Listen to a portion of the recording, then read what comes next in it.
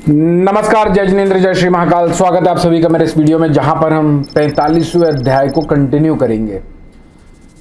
थोड़ा दुखी भी हूं और खुश भी हूं। दुखी इसीलिए हूं क्योंकि अभी तक के जो 44 अध्याय हैं इस सीरीज के, हर घर वॉरेन बफे की पहल के। एक बड़ा चैनल था अपना जिसमें अपन 6.5 सालों से काम कर रहे थे, जा चुका है।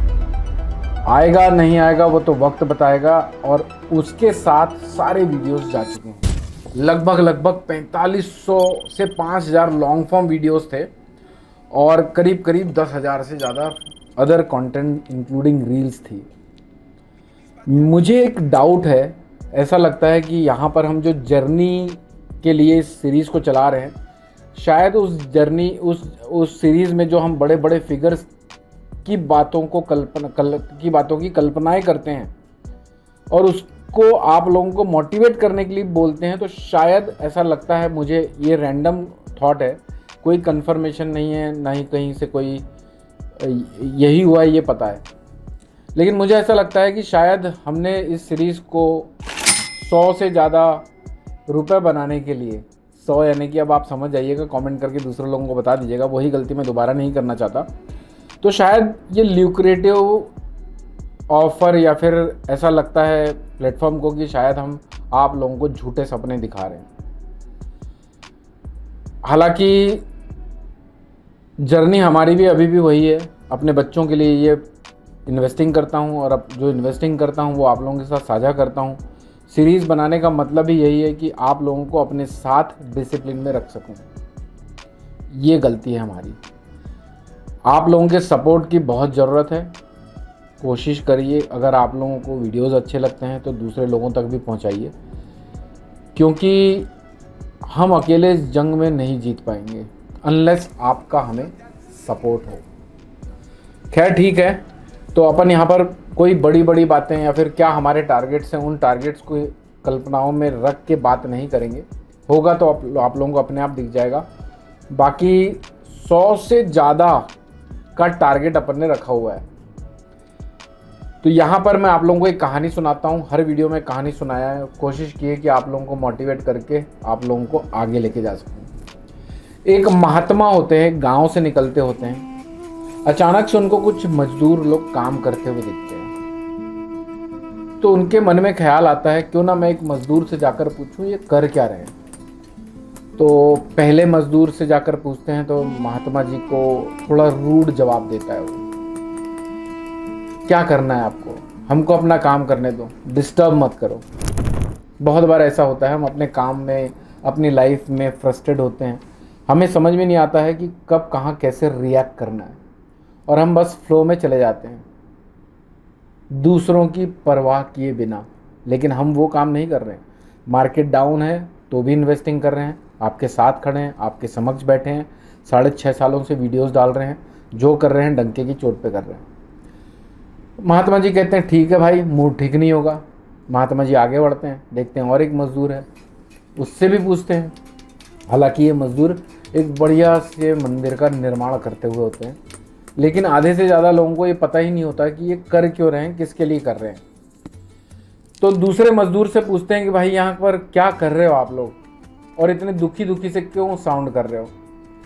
तो दूसरा मजदूर बोलता है, अरे हमें क्या मतलब बाबा जी, हमें तो पैसे मिल रहे हैं। अब यहाँ पर दारू का ठेका बने, या फिर यहाँ पर कोई मस्जिद बने, या फिर यहाँ पर कोई मंदिर बने, अस्पताल बने, कुछ भी बने, हमको उससे मतलब नहीं है। तो बाबा जी बोलते हैं, यार कैसे लोग हैं, क्या हो गया इन लोगों को। बाबा जी आगे बढ़ने लगते हैं। अचानक से एक मजदूर पे नज़र पड़ती है, एकदम खुश मिजाज में, अपनी रिदम में काम करता रहता है। बाबा जी बोलते हैं, यार इससे पूछता हूँ मैं यहाँ क्या कर रहे हैं, क्योंकि काम बड़ी सफाई से हो रहा है। तो बोलता है वो, बाबा जी यहाँ पर हम एक मंदिर का निर्माण कर रहे हैं। तो बाबा जी बताते हैं कि मैंने अभी आते आते 2 मजदूरों से और बातचीत करी। एक मजदूर ने बड़ा रूड जवाब दिया, दूसरे मजदूर ने भी almost same kind of behaviour था, लेकिन उसके शब्द ज़्यादा थे। लेकिन तुम्हारे मन में अलग सी खुशी है, ऐसा क्यों। मजदूर कहता है, बाबा जी यहाँ पर हमने बेहतरीन वाले प्यारे से मंदिर का निर्माण कर रहे हैं और उस मंदिर की कल्पनाएं मेरे अंदर बह रही है और मैं इमेजिन कर पा रहा हूं कि यहाँ पर एक भव्य प्यारा सा मंदिर बनेगा हमारे हाथों से, पूजा पाठ होगी, हवन होंगे, भगवान का स्वागत सत्कार होगा, लोग आएंगे, अपने दुखों को भगवान के सामने प्रकट करेंगे, उनके जीवन में खुशियाँ आएगी, संगीत होगा, मेले लगेंगे। तो ये सब चीज़ें मेरे को बहुत खुशी दे रही है। दोस्तों, बाबा जी कहते हैं, वाह, असली जीवन ये जी रहा है। आज वो भी काम कर रहा है, आज वो भी पेन ले रहा है, लेकिन वो भविष्य की कल्पनाओं में उसको पता है कि मैं क्या बना रहा हूँ। उसको उसकी भविष्य में जो बनने वाला है उसकी इमेजिनेशन करके ही इतनी खुशी है कि वो आज प्रेजेंट में खुश है। आप में से बहुत लोग जज करते हैं मार्केट को, क्या वाकई में इतना बड़ा पैसा वाकई में आ सकता है? क्या वाकई में हम डिसिप्लिन रहकर स्टॉक मार्केट में इतनी ताकत है कि कंपाउंडिंग ग्रोथ भी दे सकता है?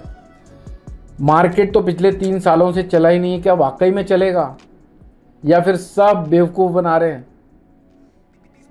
अपनी जॉब में खुश नहीं है, अपने परिवार में खुश नहीं है, अपने वातावरण में खुश नहीं है। मैंने एक बुक पढ़ी थी, इनफैक्ट आप लोगों ने भी सुना होगा उनको वीडियोस के माध्यम से। माइंडफुलनेस एक कॉन्सेप्ट होता है। वो कॉन्सेप्ट क्या कहता है? वो कहता है कि आपके पास्ट में जो कुछ भी हुआ है, अच्छा हुआ है, बुरा हुआ है। आजकल की औरतों को मैं देखता हूँ बहुत चुगलियाँ करती हैं, लड़के भी करते हैं, आदमी भी करते हैं, डिपेंड करता है वो कहाँ किस संगत में बैठ रहे उठ रहे हैं।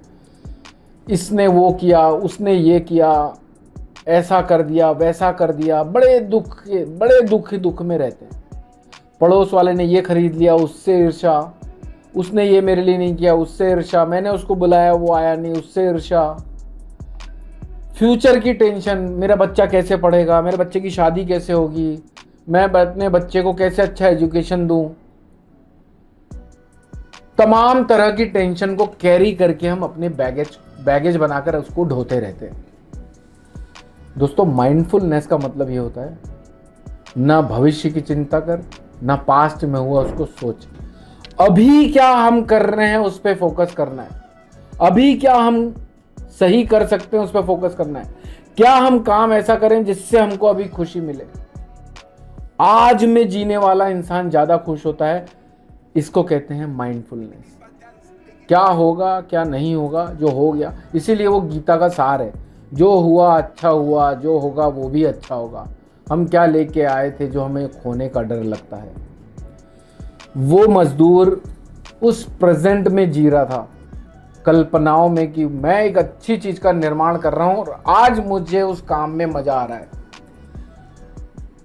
भविष्य में आने वाली धुन इस मंदिरों में आज उसको सुख दे रही है।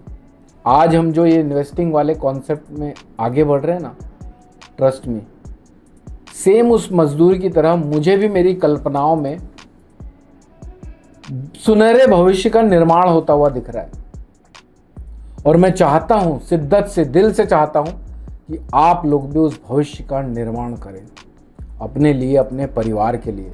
मार्केट में बहुत ताकत है, बड़े बड़े इन्वेस्टर्स लोगों ने यहीं से वेल्थ बनाई है। यहाँ पर आप लोगों के लिए इंटेलिजेंस समझिए, आप ट्रेडिंग करके कैपिटल जनरेट करने के लिए मदद करता है, कैपिटल को इन्वेस्टिंग करने के लिए मदद करता है, ताकि आप एक कंप्लीट फाइनेंशियल सर्कल को मैच कर पाएं। तो आई होप कि आप लोगों को आज की कहानी अच्छी लगी होगी, प्रेरणा मिलती है तो अपने दोस्तों के साथ, फ्रेंड्स, फैमिली के साथ ज़रूर शेयर करिएगा। अब मैं कर लेता हूँ एग्जीक्यूशन। तो ये मेरी स्क्रीन आप लोगों के सामने है, मैंने अपनी स्क्रीन का रिकॉर्डिंग चालू कर दिया है। फंड वैल्यू देखो 69,916 का है। अभी मैंने 70,000 रुपये जोड़े हैं, यहाँ पर पे इन करके 70,000 रुपये लिखा हुआ है। अभी मैंने जोड़े हैं वीडियो बनाने से पहले। बाद में अपन पोर्टफोलियो को रिव्यू भी करेंगे, पहले अपन कर लेते हैं एग्जीक्यूशन। तो आज ना वारी एनर्जी हमने पिछले बार अपने स्टॉक लिस्ट में ऐड किया था, तो मैं वारी एनर्जी को अपन सबसे पहले तो यहाँ चलते हैं। हर घर वॉरेन बफे की देखो मैंने एक प्लेलिस्ट बना रखी है। वारी एनर्जी में थोड़ा ज़्यादा कंपोनेंट डालना चाहता हूँ क्योंकि मार्केट थोड़ा सा स्लाइटली अभी बेरिश है, हो सकता है आगे टूट जाए, लेकिन हम अपने डिसिप्लिन को नहीं तोड़ेंगे। हम आगे बढ़ते रहेंगे। वारी एनर्जी में अपना एक ही बार इन्वेस्टिंग हुआ है, तो मैं यहाँ पर एक तो डिफेंसिव स्टॉक भी है, एनर्जी का टाइम भी चल रहा है, पोटेंशियल भी अच्छे हैं। पिछले बार से करीब करीब 9% जब हमने एग्जीक्यूट किया था तब से 9% टूटा हुआ भी है, और इसमें अभी तक अपना एलोकेशन प्रॉपर हुआ नहीं है। तो मैं इसमें 20,000 रुपये इन्वेस्ट कर रहा हूँ। बाय करेंगे, 3,088 का रेट है, 7 क्वांटिटी के आसपास आएगी। 21,619 रुपये जा रहे हैं। ये अपन ने भाव लगा दिया 3,088 रुपये 40 पैसे का। ये ऑर्डर कंप्लीट हो चुका है। 10,000 रुपये अपन डालेंगे डॉक्टर रेड्डी में। 10,000 रुपये ये करा बाय, 1,265 रुपये का भाव चल रहा है। ये भी 7 स्टॉक के आसपास आएंगे, तो 8,855 रुपये के आसपास आ गए।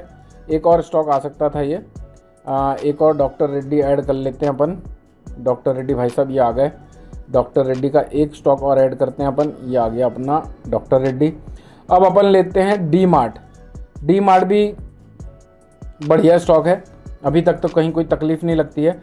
ये अपने आएंगे करीब करीब 2 स्टॉक, ये 2 स्टॉक ले लीजिए। 8,673 रुपये के 3 ले नहीं सकते, नहीं तो वो आगे बढ़ जाएगा।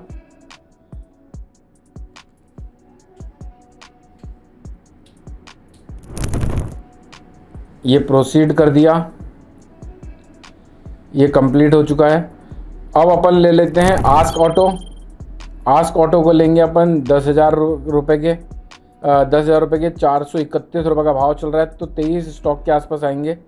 ये अपन ने 23 स्टॉक डाले, ये कितने आ रहे हैं 9,956 रुपये के। ये आ गए अपने आस्क ऑटो।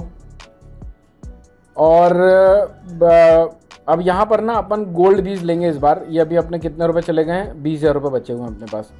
आज आप लोगों ने देखा कि गोल्ड में इंपोर्ट ड्यूटी इंपोर्ट ड्यूटी बढ़ी है और बाज़ार गैप अप ओपनिंग दिए हैं, लेकिन भाई साहब करना तो है, चाहे सस्ता हो जाए थोड़ा और एक्यूमुलेट करने का टाइम मिलेगा लगता है, लेकिन फिर भी ये चल रहा है आपका गोल्ड बीज 100, तो ये आएंगे अपने करीब 90 भी नहीं आएंगे, 85 यूनिट के आसपास आएंगे। 85 भी नहीं जी, 80 के आसपास आएंगे। 10,538 रुपये का गोल्ड बीज ले लेते हैं अपन। और ले लेते हैं सिल्वर बीज 10,000 रुपये का। ये सिल्वर बीज डाला, ये आएंगे अपने पास 38 क्वांटिटी के आसपास। 38 भी नहीं, 35 के आसपास लेते हैं पहले, कुछ पैसा बचेगा तो और ऐड कर लेंगे। नहीं जी 35 भी नहीं आ रहा, 34 आता है क्या देखते हैं। कुछ और कम करना पड़ेगा, 33। हाँ ये 33 आ गया। अब अपने पास कितने रुपए बचे हैं वो देख लें। 120 रुपये बचे हैं। 120 रुपये में तो अपने पास 120 रुपये की लिस्ट का कुछ है ही नहीं। 120 का कुछ नहीं है जी, 120। चलो इसको खाते में पड़े रहने देते हैं। अब अपन रिव्यू कर लेते हैं। देखिए अभी तक 21,75,295 रुपये इन्वेस्ट कर चुके हैं। 23,98,567 रुपये की आज की वैल्यू है। टोटल अभी तक का गेन 10% के आसपास का है, जो इवेंचुअली अभी तक मैं एक्सपेक्ट कर रहा था 45% के आसपास का होना चाहिए था, लेकिन अभी हम 10% पे ही खड़े हुए हैं। ठीक है, एक्यूमुलेशन करने का टाइम है, बुरे दौर में ही अच्छे टाइम का निर्माण किया जाता है। तो आज बाज़ार गिरने के बाद भी 11,000 रुपये के आसपास प्लस है। ये अपनी पोजीशन थी और आज अपन ने ये एग्जीक्यूट किया हुआ है। अब मैं यहाँ पर अपनी स्क्रीन रिकॉर्डिंग को बंद कर देता हूँ। तो दोस्तों ये हो चुका है एग्जीक्यूशन। आप लोगों ने अगर अभी तक इस सीरीज़ को पार्टिसिपेट करना स्टार्ट नहीं किया है तो मुझे लगता है देर आए दुरुस्त आए। कई लोग ये भी सोचते हैं कि अब आप तो 45 महीने कर चुके हैं, अब हम आएंगे तो बहुत लेट हो जाएगा। भाई साहब अभी भी करते हो तो अभी कोई लेट नहीं हुआ है, क्योंकि अभी तक हमने सिर्फ 10-11% ही कैपिटलाइज किया है। कैपिटलाइज भी नहीं किया, अभी तक उतना ROI दिख रहा है, जबकि 48% होना चाहिए था। तो इवेंचुअली 38% के गेन पे रहोगे आप लोग। अच्छे भविष्य का निर्माण करना है तो आप अभी भी स्टार्ट करिए, देर मत करिए। वीडियोस अगर पसंद आते हैं तो ज़रूरतमंदों तक पहुंचा के उनकी और हमारी दोनों की मदद करिए। बाकी वापस से आप लोगों को हमें आगे बढ़ाना है। जिस तरह से हमने पहले वाले चैनल पे काम किया था, उतना पेशेंस और उतना करेज, उतना मोटिवेशन इमीडिएटली तो नहीं जुटा पा रहे हैं, लेकिन अगर आप लोगों का सपोर्ट रहा तो जीत जाएंगे। वीडियोस पसंद आते हैं तो ठोकिएगा लाइक। मस्त रहिए, स्वस्थ रहिए, भर भर के लाओ माल हो आप लोगों का, आपके परिवार का, ऐसा मैं कामना करता हूँ। Thank you so much for watching this video. जय हिंद, जय Bharat. Investment in securities are subject to market risk. Read all the related documents carefully before investing. Registration granted by SEBI in no way guarantee performance of us or provide any assurance of return to investors and traders.